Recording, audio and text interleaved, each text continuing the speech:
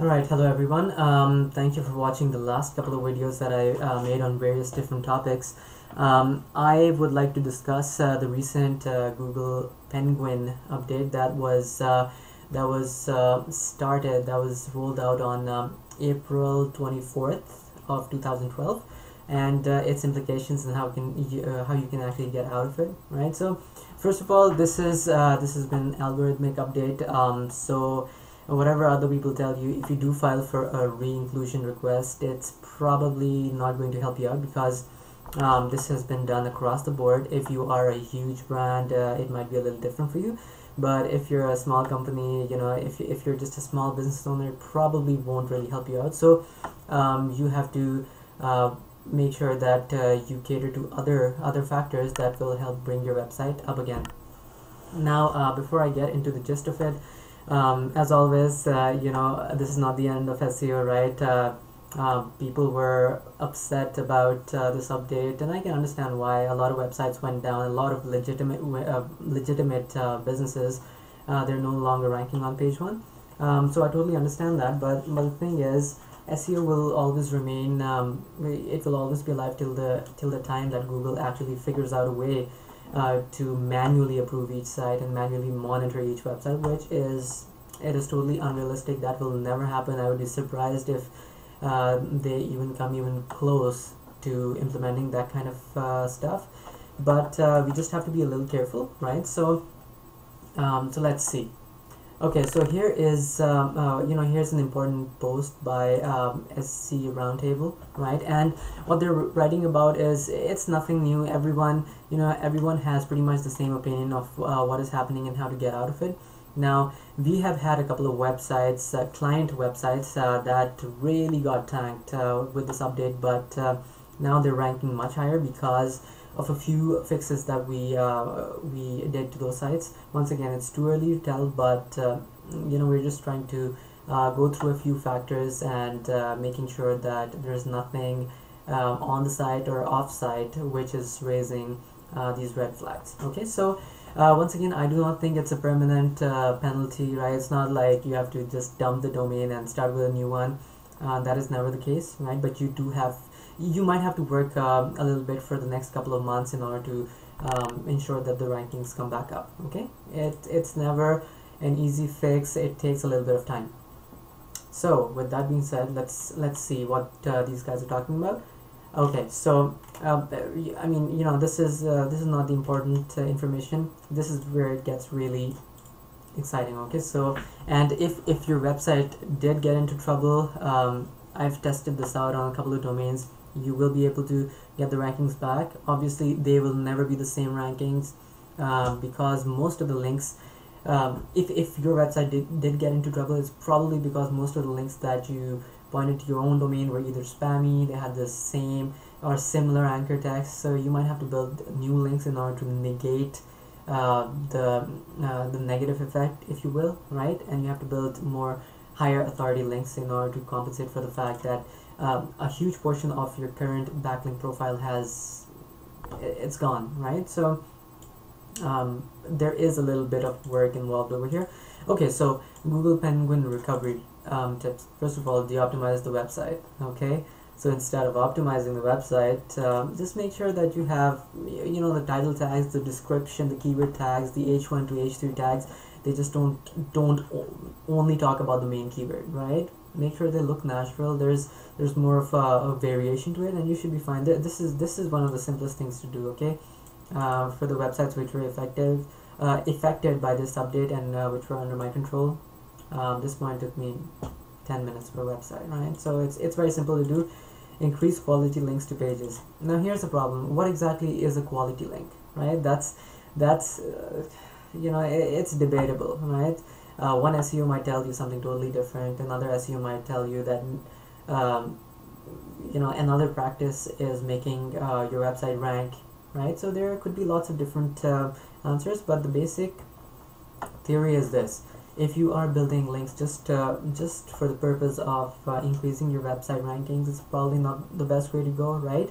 You can still do that, and that works, and we've tested this on enough domains to know. We just started 10 websites 5 days ago, right? And they're ranking now, okay, using similar tactics. So you can get away with it. It's just that you have to be more careful about it, and I'll explain how afterwards.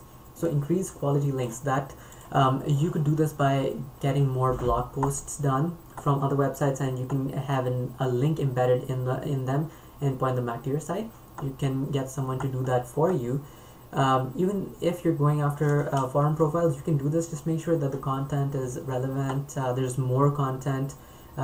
It's not exactly spam, right? So if you have the money, just get some content written, right?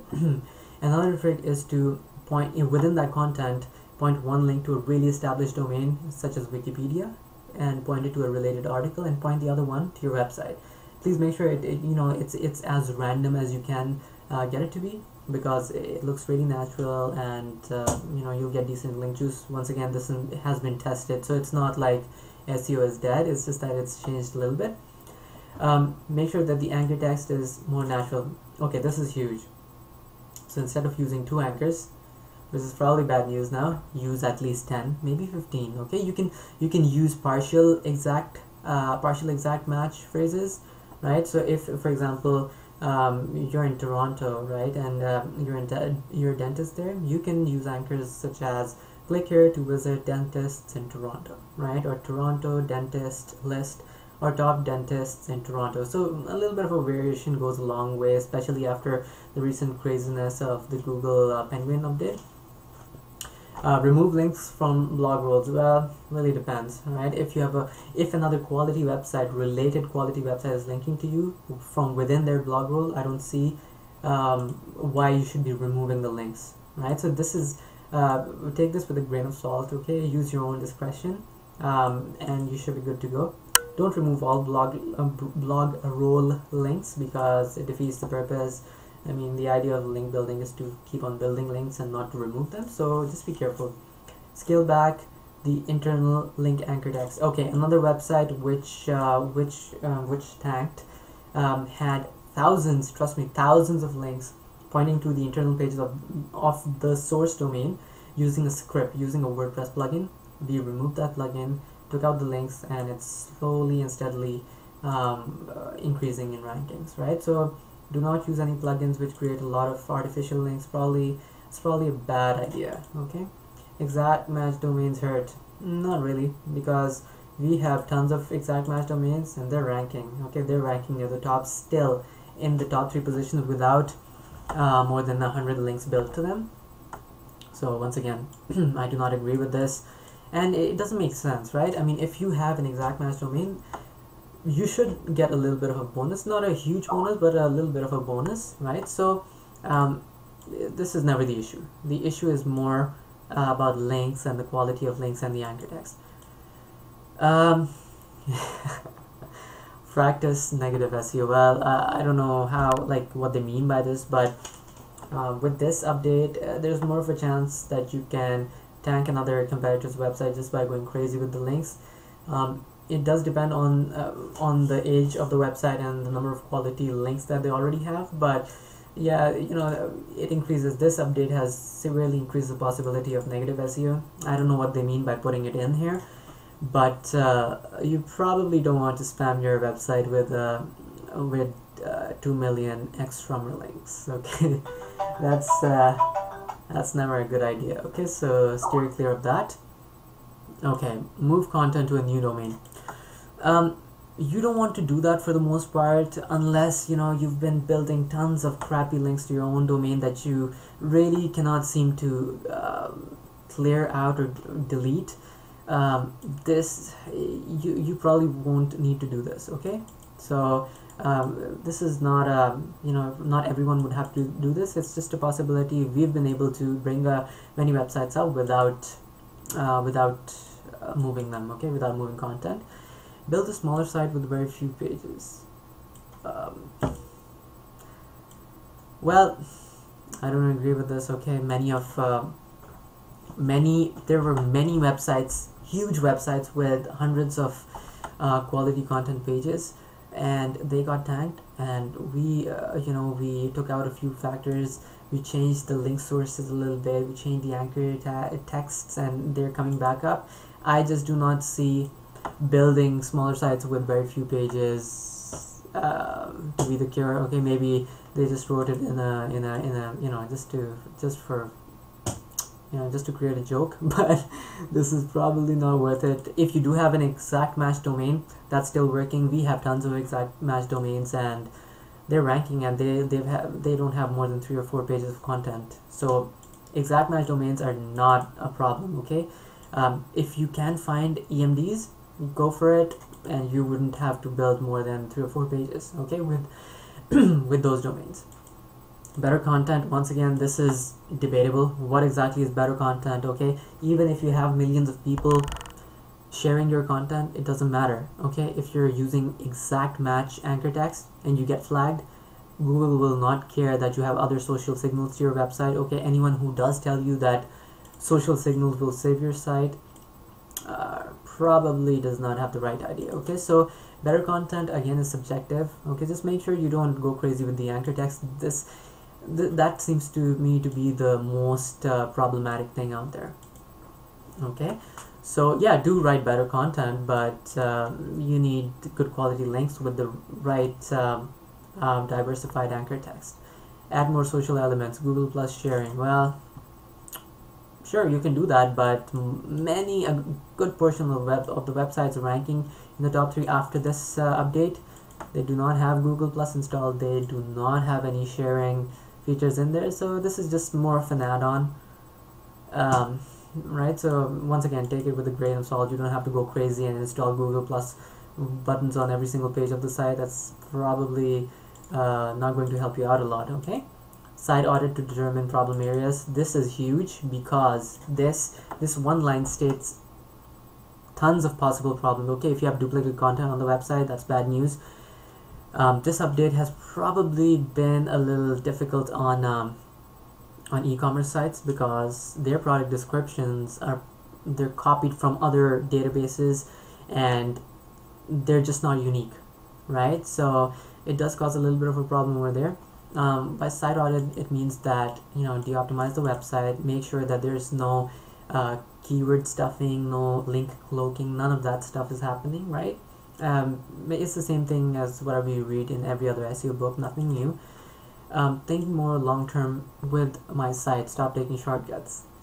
Okay, this one makes me smile because there are still tons of websites out there which are taking shortcuts and which are ranking at the top. Okay, so don't go crazy and remove all the links, right? Doesn't make sense. I actually saw a blank 3-day-old domain ranking for a really crazy competitive term. Okay, it was a blank domain. It was ranking number 1. Okay, so don't worry about this too much. Yes, do build quality links, but understand that other people can link to your website and there's not a thing you can do about it. So do not take all your spammy links out, because no one can actually exactly tell you what is that one thing or those many factors that got you into trouble. Okay, so take one thing at a time. That's one of the main reasons why it's going to take a couple of months for you to get back on track, but that's fine. It will be worth the wait. Once again, stop taking shortcuts. That means don't spam your site. Okay, don't go to Fiverr and build 2 million links. Okay, stop with the Xrunner, Scrapebox. If you do have an aged domain, that still works a little bit. If it's 5-year-old, go for it. Okay, but do it steadily. Use a lot of different anchor texts. Okay, but be a little careful. So, and well, there was one other thing. Yeah, and I forgot to mention that a lot of people, first of all, people whose website increased in ranks after this update, they probably won't complain, right? But there have been a ton of people who have been complaining about this update. So you should all, before you change your link building techniques, just make sure that you understand that Google is not perfect. Okay, whatever this new update has done, we've seen tons of spammy websites ranking at the top, blank pages ranking at the top. Okay, I was searching for a local dentist, and that dentist was there was a website that was ranking at the top, and that website was blank. So before you come to conclusions, just understand that this is just one of the just one of the many algorithmic updates that have been going on in the past year and in the current year, right? This is just one of, it's just a small sequence of what Google is heading towards. So nothing to worry about if your website did lose rankings. You're just a little unlucky. You're just with in the same boat as thousands of other people who have been in, who have seen decline in traffic. But that's fine. Follow this procedure. Remove the bad links. Add more content. Go for higher quality link building, and you should be back on track. Okay, we've had some success with some of the clients whose websites just tanked, and they're recovering. So I don't have a reason to say yours won't recover either. So yeah, just wanted to give you a heads up on what is supposedly working after this update and what isn't, and I hope your website gets more traffic in a month or two once you start following these steps. Okay, so thank you for watching the video, and if you do have any questions, you can just comment or email us at qslsupport@gmail.com. Okay, thank you.